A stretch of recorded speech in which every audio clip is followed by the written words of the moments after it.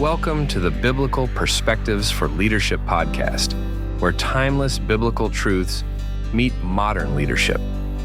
We are thrilled to have you join us on this journey of exploring how biblical principles can guide us in leading with wisdom, integrity, and purpose.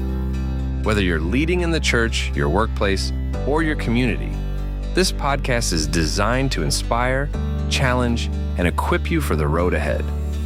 Let's dive into today's conversation and discover how Scripture shapes the way we lead. Welcome back to Biblical Perspectives for Leadership, where we unearth, timeless leadership wisdom from the Scriptures. Absolutely. Today, we're diving deep into the story of Mary's encounter with the angel Gabriel. Oh, good one. In Luke chapter 1, verses 26 through 38, we'll uncover how this familiar narrative offers profound insights into leadership principles that we could apply to our everyday lives. It's fascinating how a story we often associate with faith and the Christmas season can illuminate the path to becoming effective and impactful leaders. Right. It's like a hidden treasure chest of leadership wisdom just waiting to be unlocked. I like that analogy. Let's start by setting the scene. Mary, a young woman from Nazareth, is visited by the angel Gabriel. Okay. Gabriel's greeting in Luke chapter 1, verse 28 is quite striking. Greetings, you who are highly favored. The Lord is with you. Powerful words. What's interesting here is that Gabriel recognizes and affirms Mary's potential even before she's given this monumental task. Mm-hmm. What do you think from a leadership perspective is the significance of this affirmation? Oh, it's crucial. It speaks to the power of recognizing the inherent worth and potential in others. Mm-hmm. Gabriel doesn't see Mary as an ordinary young woman. He sees her as someone capable of extraordinary things. That's a great point. I've always been fascinated by that ability to see the potential in others, even when they might not see it themselves. It's like a leader's superpower. Indeed. And it's a skill we can all cultivate. How so? By looking beyond the surface and seeking out the unique strengths and talents in those around us, we can unlock their potential and empower them to achieve great things. So how can we as leaders get better at recognizing this potential? Are there any practical tips or strategies we can employ? Well, one approach is to actively listen and observe. Pay attention to how people approach challenges, how they interact with others, and what sparks their enthusiasm. Look for those hidden talents and passions that might not be immediately obvious. That makes sense. It's about being attentive and intentional in our interactions, really seeing the individuals we lead. Exactly. It's about shifting our focus from simply assigning tasks to cultivating talent and fostering growth. When we take the time to recognize and nurture potential, we create an environment where individuals feel valued and empowered to contribute their best. Okay, let's move on to Mary's response to Gabriel's news. She's told she will give birth to a son, and her initial reaction in Luke chapter 1, verse 34 is, "How will this be since I am a virgin?" Now, some might see this as a challenge to authority, but I think there's a deeper leadership lesson here. I agree. Mary's question isn't an act of defiance. It's a display of courage and critical thinking. She's seeking clarification, wanting to fully understand the implications of what's being asked of her. It's almost like she's modeling the importance of asking questions and not just blindly accepting things at face value. Precisely. And that's a vital quality for effective leadership. We need to encourage a culture of inquiry where people feel comfortable asking questions and seeking understanding. It's about fostering open communication and transparency. Right. Because how can we expect people to follow us if they don't understand the why behind the what? Exactly. It's about building trust and ensuring everyone is on the same page. When leaders create space for questions and dialogue, they foster a sense of ownership and shared responsibility. And that leads to more engaged and committed teams, right? Absolutely. It's about empowering individuals to think critically and contribute their ideas. It creates a more dynamic and innovative environment. Now let's delve into Gabriel's response to Mary's question. Okay. He offers reassurance, saying in Luke chapter 1, verse 37, "For no word from God will ever fail." How do you interpret this from a leadership perspective? It speaks to the importance of trust, both in ourselves and in a power greater than ourselves. Gabriel is essentially telling Mary to trust the process even when things seem impossible or beyond her comprehension. It's like that leap of faith we sometimes have to take as leaders, even when we don't have all the answers or can't see the entire path ahead. Exactly. It's about having that unwavering belief in our vision and trusting that even amidst uncertainty, we have the inner resources and support to navigate the challenges and achieve our goals. That's such a powerful concept, especially in today's world where things are constantly changing and we're often faced with unexpected obstacles. Indeed. This ability to trust the process, to embrace the unknown with courage and conviction, is what sets apart exceptional leaders. So how can we cultivate this sense of trust, both in ourselves and in the journey we're on? It starts with self-awareness, understanding our strengths and limitations. It's about building a strong foundation of knowledge and skills so we feel confident in our ability to navigate challenges.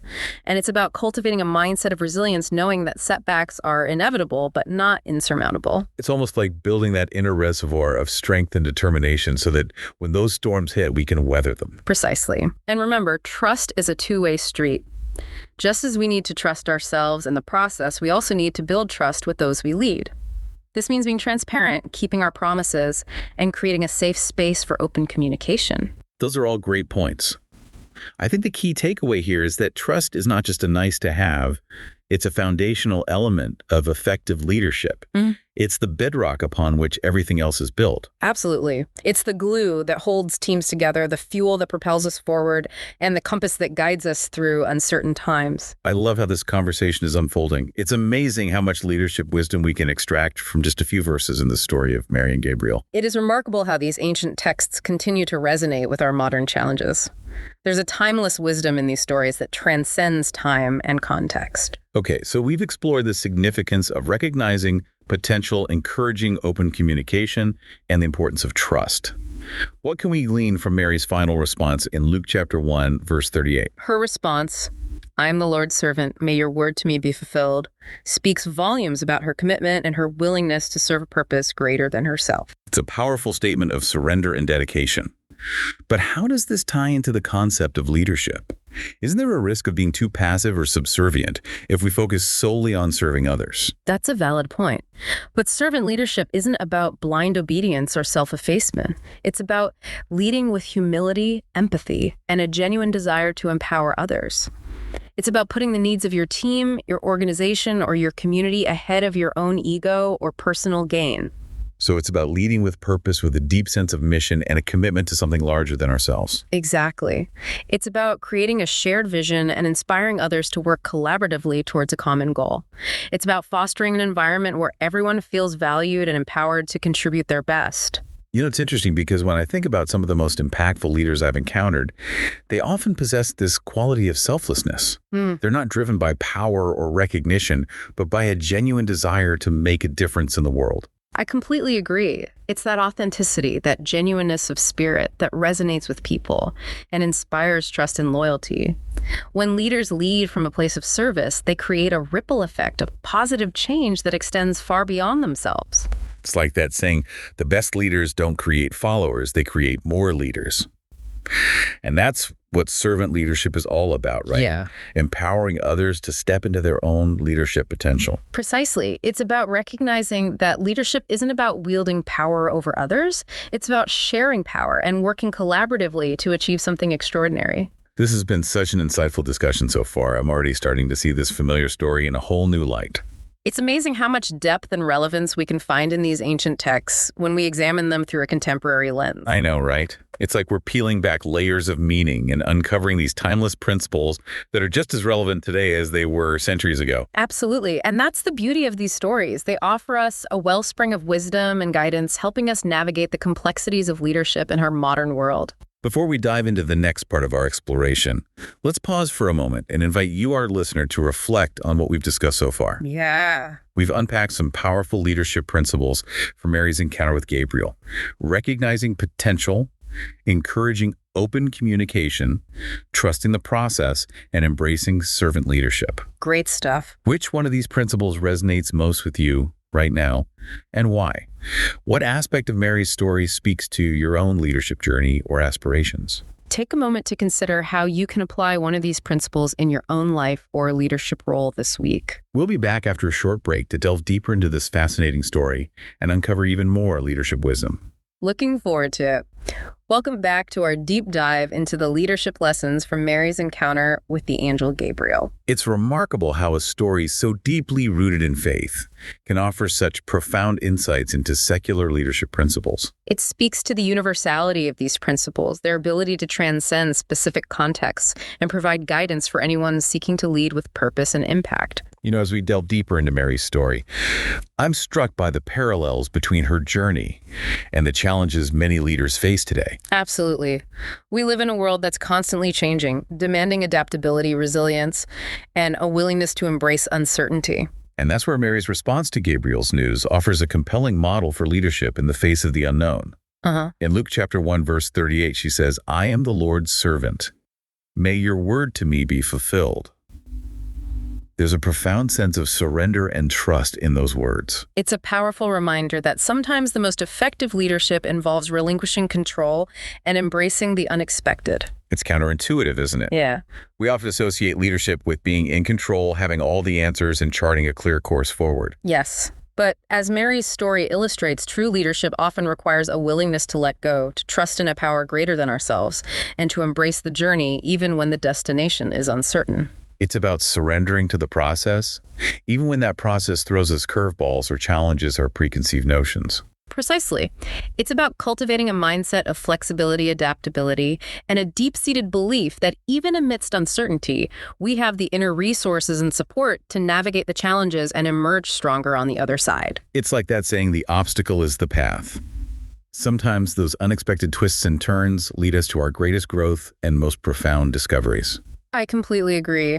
It's in those moments of uncertainty when we're forced to step outside our comfort zones and rely on our intuition and inner strength that we truly discover our leadership potential. So how can we as leaders cultivate this ability to surrender to the process and embrace the unknown without succumbing to fear or doubt? It starts with cultivating a strong inner compass, a deep sense of purpose and values that guides our decisions and actions even amidst uncertainty. It's about having that unwavering belief in our vision and trusting that even when the path ahead is unclear, we're being guided in the right direction. Exactly. And it's about surrounding ourselves with a supportive network of advisors, mentors, and peers who can offer guidance and encouragement when we inevitably encounter challenges. That's so important, having that network of trusted individuals who can offer different perspectives, challenge our assumptions, and help us see the bigger picture. Absolutely. It's about recognizing that leadership is not a solitary pursuit. It's a collaborative endeavor that thrives on diverse perspectives and shared wisdom. As we're discussing this, I'm realizing that surrender isn't about passivity or giving up control altogether. It's about recognizing that we don't have to have all the answers, that we can lean on others for support, and that sometimes the best course of action is to trust the unfolding of events. That's a great insight. It's about shifting our mindset from one of rigid control to one of flexible responsiveness, from a need for certainty to an acceptance of ambiguity. It's about embracing the unknown with curiosity and a willingness to learn and adapt as we go. Precisely. And that's a quality that's essential for effective leadership in today's rapidly evolving world. The leaders who thrive are those who can navigate complexity, embrace change, and adapt their strategies as needed. So as we reflect on this concept of surrender, let's shift our focus to Mary's question to Gabriel in Luke chapter 1, verse 34. She asks, "How will this be since I am a virgin?" Now, on the surface, this might seem like a simple request for clarification, but I think there's a deeper leadership lesson embedded in her inquiry. I agree. Mary's question challenges traditional notions of authority and obedience.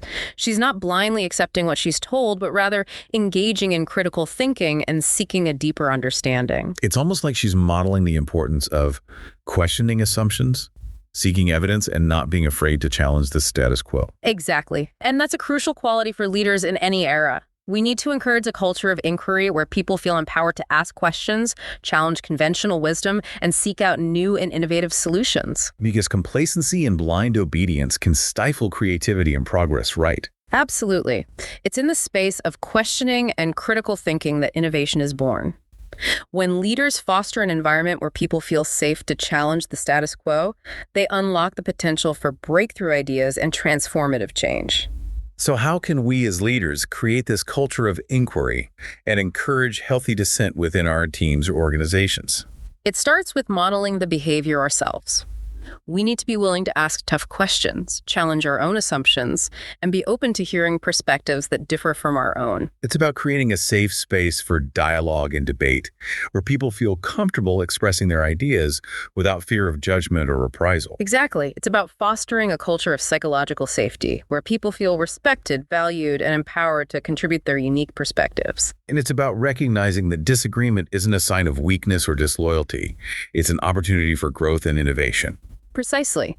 When we embrace diverse viewpoints and encourage constructive dissent, we tap into a collective intelligence that's far greater than the sum of its parts. It's interesting because I think there's often a misconception that strong leaders need to have all the answers. But what we're discussing here suggests that true strength lies in recognizing the limitations of our own knowledge and being open to learning from others. That's a profound insight. It's about shifting our mindset from one of knowing to one of learning from a need for certainty to an embrace of curiosity and exploration. It's about recognizing that leadership is not about having all the answers, but about asking the right questions and creating the conditions for collective discovery and growth. Absolutely. It's about fostering an environment where everyone feels empowered to contribute their knowledge and insights, where ideas are freely exchanged, and where innovation flourishes. This conversation has been so illuminating. I'm already starting to see how these seemingly simple stories from the Bible can offer such profound guidance for navigating the complexities of leadership in our modern world. It's remarkable how these ancient texts continue to speak to our contemporary challenges, offering timeless wisdom and practical insights for anyone seeking to lead with purpose and impact. I know, right? It's like we're unearthing these hidden treasures of leadership wisdom that have been waiting to be discovered. Indeed. And the more we delve into these stories, the more we realize the depth and breadth of their relevance to our lives today. So as we transition to the final part of our deep dive, let's take a moment to reflect on what we've discussed so far. We've explored the importance of surrendering to the process, embracing the unknown, and fostering a culture of inquiry. We've seen how Mary's story challenges traditional notions of leadership and offers a compelling model for navigating the complexities of our modern world. Now, as we move forward, let's consider how we can integrate these principles into our own leadership journeys, both in our professional lives and in our personal interactions. Welcome back to our final segment of this deep dive into the leadership lessons we can glean from Mary's encounter with the angel Gabriel. It's been an incredibly thought-provoking conversation so far, and I'm excited to continue exploring the depths of this story. Yes, there's still so much we can unpack from Mary's journey and its relevance to our understanding of leadership in today's world. As we've been discussing these principles of recognizing potential, fostering open communication, trusting the process, and embracing servant leadership, I've been struck by how interconnected they are.